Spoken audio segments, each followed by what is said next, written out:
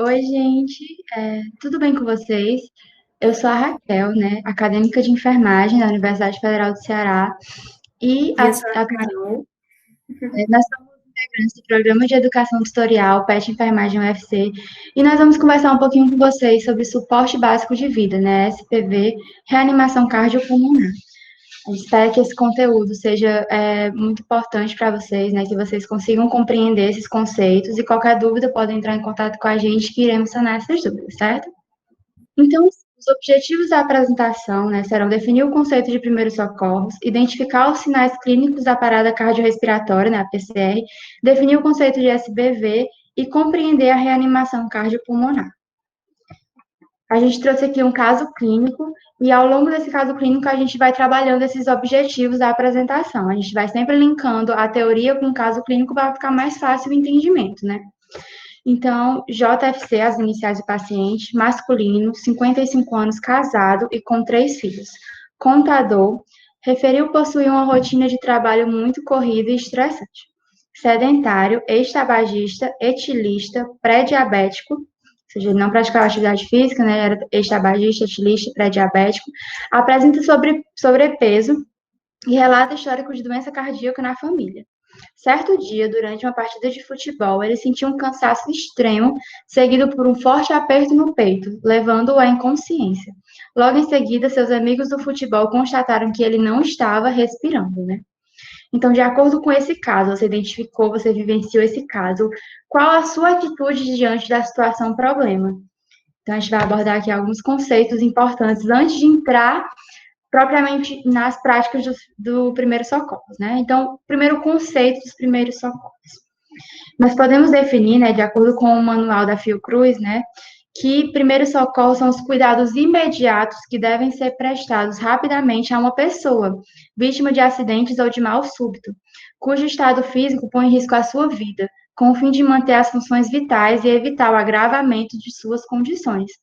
Então, a gente vai aplicar medidas e procedimentos até a chegada de uma assistência qualificada, então, é aquela assistência imediata que você fornece à vítima. E a situação problema, ela trata-se de uma emergência ou de uma urgência, né? A gente tem esses dois conceitos que muitas vezes são tratados como sinônimos, né? Mas eles são diferentes. É importante a gente diferenciar isso.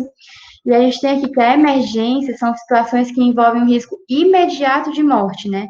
Identificadas por critérios clínicos avaliados, né? Por um médico, equipe de saúde. Então, são as situações que põem em risco, assim, imediato, né? Sem atenção imediata. A gente tem aqui um exemplo: intoxicações, né? Alimentares, medicamentosas ou de drogas, desmaios, né? A gente não sabe aquela causa daquele desmaio, dores no peito, crise de asma e bronquite asmática, né? Que tem essa falta de ar, tem que ser sanado com emergência, né?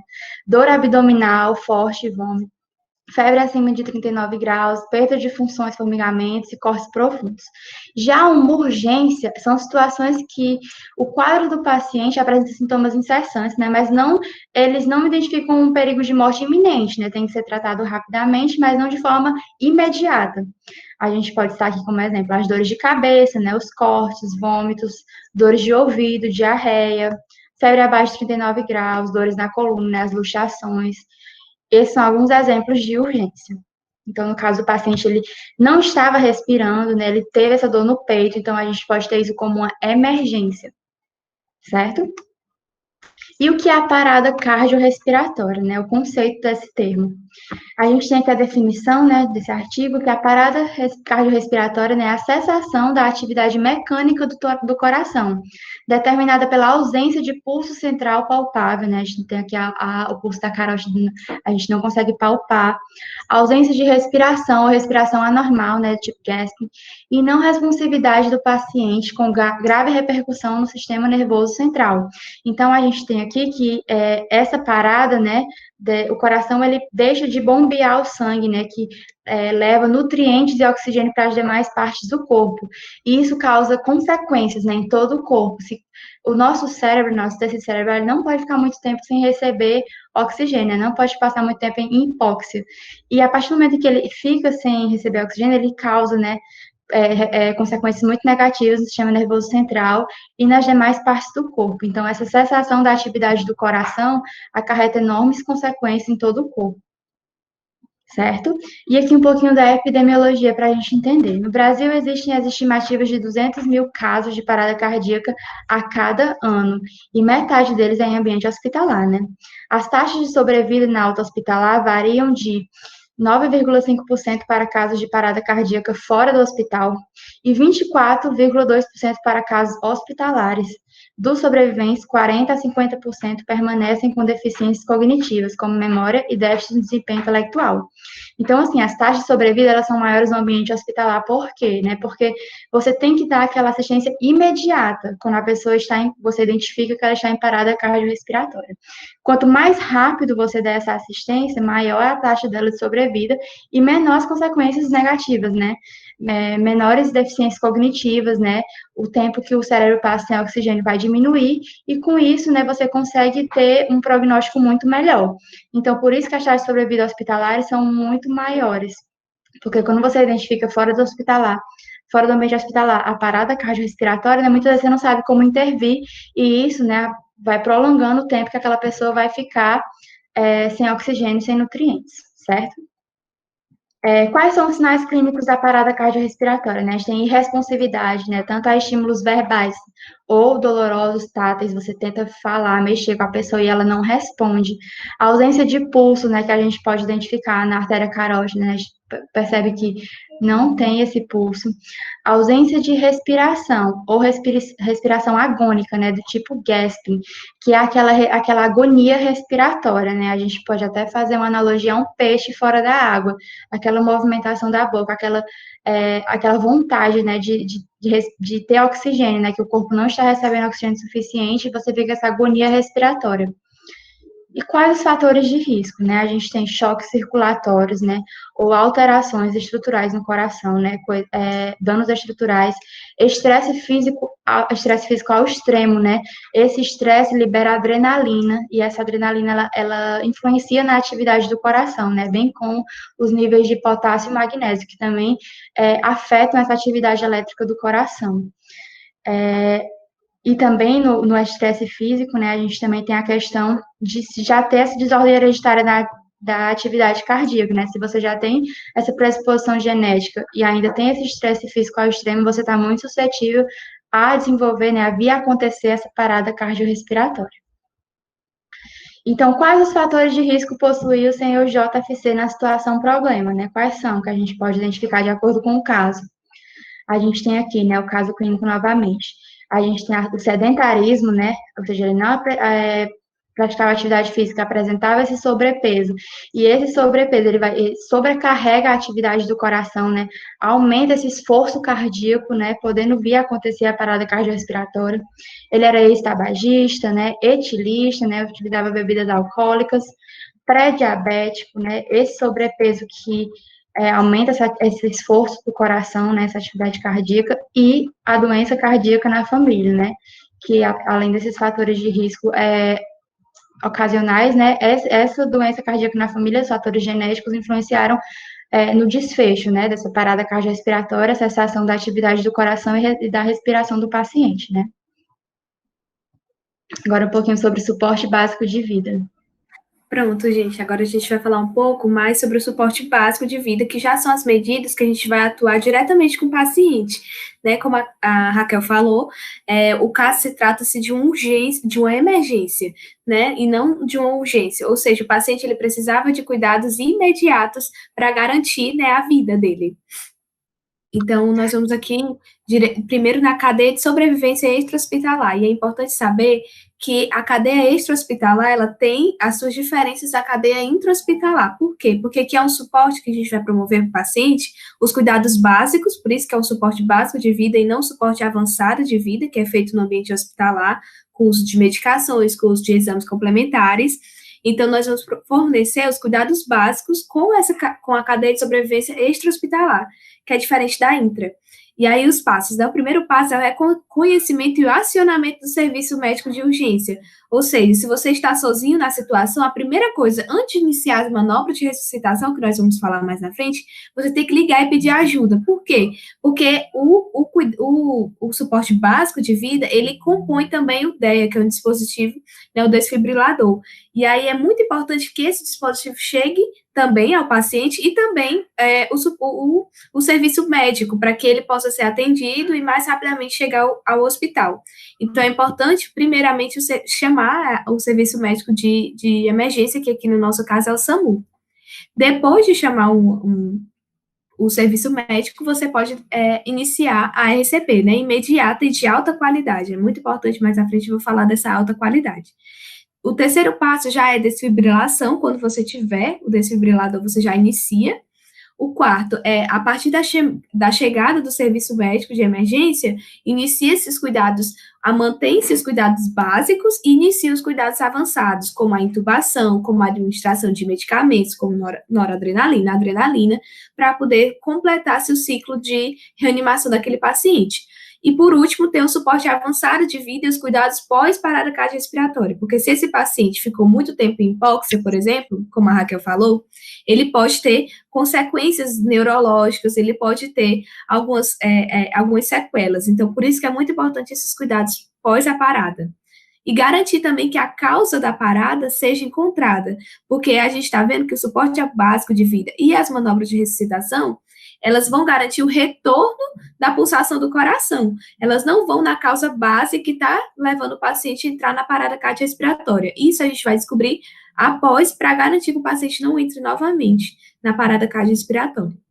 Aqui a gente já entra nas manobras de ressuscitação cardiopulmonar e tem que ser de alta qualidade, ou seja, as manobras que a gente vai demonstrar hoje aqui, falar um pouco, é importante que seja feito com alta qualidade, ou seja, garantindo que seja feito, executado de forma correta para garantir os resultados, porque senão você não vai conseguir trazer o paciente de volta à vida. O primeiro passo é o reconhecimento, né, rápido de uma parada cardiorrespiratória. No nosso estudo de caso, por exemplo, no nosso caso clínico, o paciente ele tinha os 3 sinais. Ele tinha a irresponsividade, ou seja, você chamava por ele e ele não respondia, que é o primeiro passo. Aí, checar a irresponsividade, você vai falar o nome da pessoa, ver se ela realmente não responde, checar se ela não tem pulso, né, checar aqui na carótida, se realmente ela não tem pulso. E o terceiro passo também que você poderia, dentro desse reconhecimento, é verificar que ela está sem respiração. Se ela tiver esses 3 sinais clínicos, você já pode garantir que ela está em parada cardiorrespiratória. O segundo passo é pedir ajuda, sobretudo se você estiver sozinho no ambiente. Caso você esteja acompanhada, você pode pedir para que outra pessoa peça ajuda por você, enquanto você já vai para o terceiro passo, que é as manobras de ressuscitação. É importante também falar um pouco em crianças, né, nos casos de crianças e bebês, porque muda. Se a parada cardiorrespiratória e você estiver sozinho e você tiver presenciado a parada cardiorrespiratória, é importante que você aplique diretamente os 2 minutos de RCP, né? Por quê? Porque se você estiver ausente, você não presenciou a parada cardiorrespiratória, é importante que você primeiro peça ajuda para depois iniciar as manobras, porque geralmente a parada cardiorrespiratória em criança é uma parada primeiro respiratória, depois cardíaca. Por isso que se você não tiver presenciado, é importante que você aplique diretamente os 2 minutos, porque você não sabe há quanto tempo a criança já está em parada. Agora, se você presenciou a parada cardiorrespiratória, aí você pode buscar ajuda antes de iniciar, né? E aqui ele fala, antes de deixar o bebê ou a criança para adicionar o serviço médico de urgência, você deve iniciar a aplicar os 2 minutos de RCP. Agora, se a parada cardiorrespiratória for súbita e você presenciou, você primeiro aciona, porque você presenciou. Então, quer dizer que se a parada da criança geralmente é respiratória antes de ser cardíaca, é como se você tivesse o tempo, sim, de ligar para o serviço médico de urgência, chamar alguém para ajudar você a reanimar aquele paciente antes de iniciar a RCP. E aqui já entra-se no quarto passo, que é iniciar imediatamente as manobras de ressuscitação. E aqui a gente tem, né, os 4 passos da ressuscitação cardiopulmonar, que o primeiro passo na ressuscitação cardiopulmonar extra-hospitalar é a circulação, ou seja, as primeiras manobras que você vai fazer é as compressões cardíacas. Depois, você vai verificar as vias aéreas, você tem que garantir que a via aérea do paciente esteja pérvia, porque quando você for ventilar, que é o terceiro passo, se tiver por exemplo, um paciente que está com alguma coisa obstruindo aqui a traqueia, você não vai conseguir garantir a boa ventilação desse paciente. Então, você tem que garantir que a via aérea dele esteja pérvia. E o quarto passo é a desfibrilação, que é quando chegar o DEA, né? Então, vamos conhecer aqui a circulação, né? As compressões cardíacas. É importante nas compressões cardíacas, para elas serem de alta qualidade, o posicionamento das mãos, que é sobre o osso externo, aqui que nós temos, né? É uma mão sobre a outra, nesse movimento, com a região paternar da mão.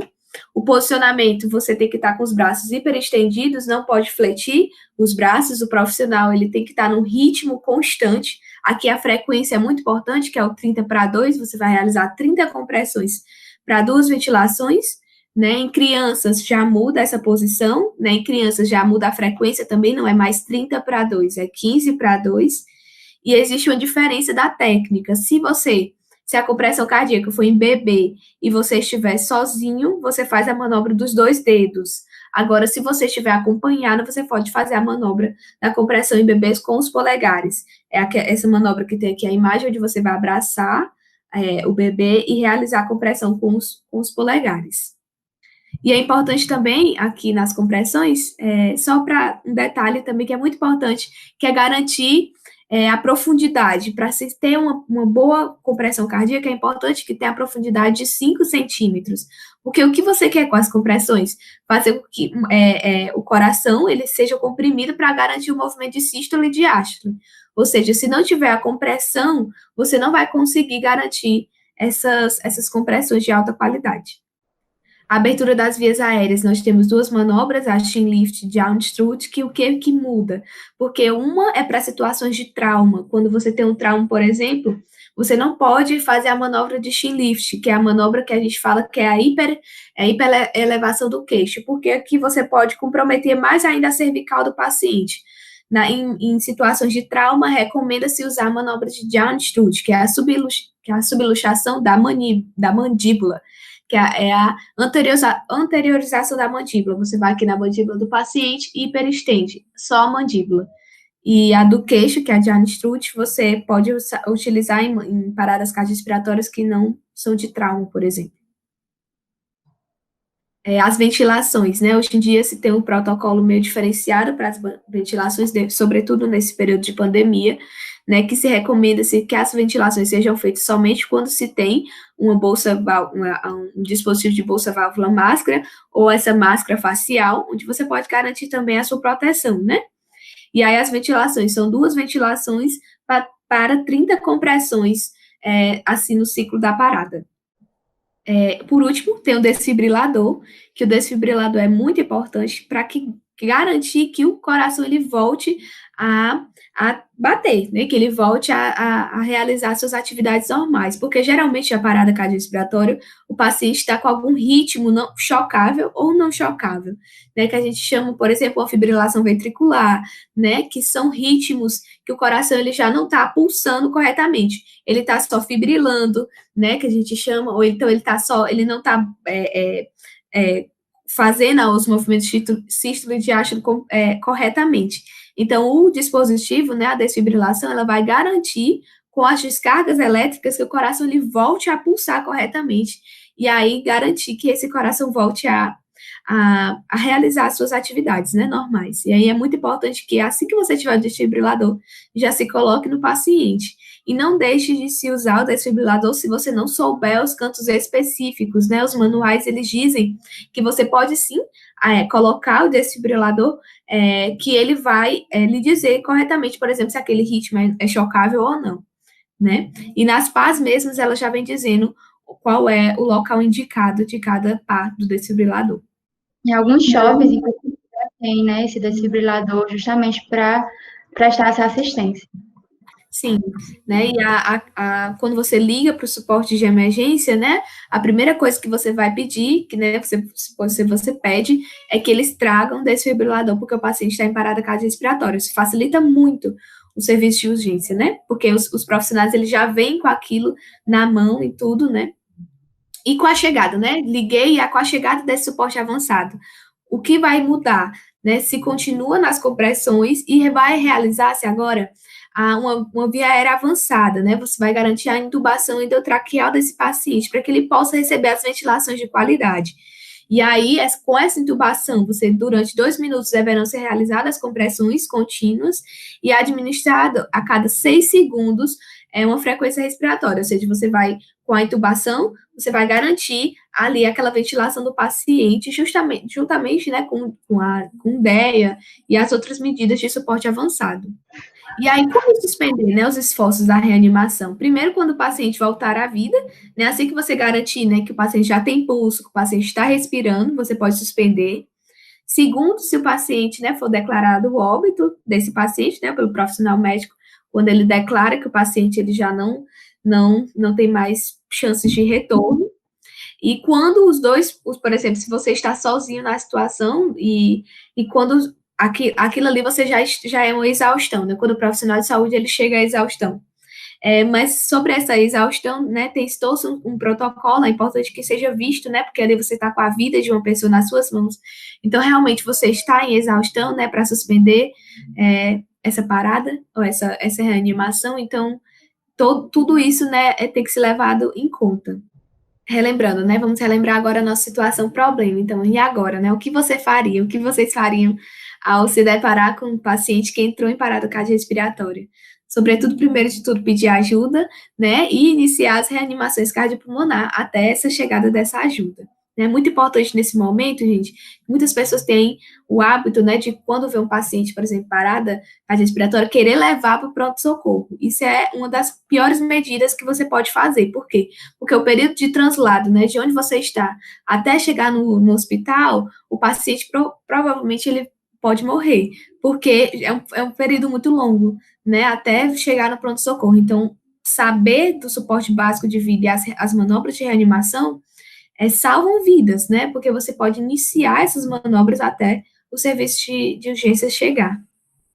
Então, aqui estão as nossas referências, gente. Muito obrigada pela atenção de vocês, né? Agora que vocês têm esse conteúdo geral, né? Essas noções de primeiros socorros, o tempo é essencial, né? Prestar essa ajuda às pessoas é essencial, né? Ligar para o número do SAMU 192. E a gente queria realmente agradecer que esse conteúdo tenha sido muito, que vocês gostem desse conteúdo, né? Que tenha sido um momento de aprendizagem para vocês. Calma, não sai do vídeo agora. Nós do Projeto Agir estamos fazendo uma campanha de doação para ajudar entidades carentes e você pode fazer parte disso. Basta ler esses QR Codes e você será direcionado diretamente para as contas e poderá fazer sua doação. Fiquem ligados nos próximos vídeos e até mais.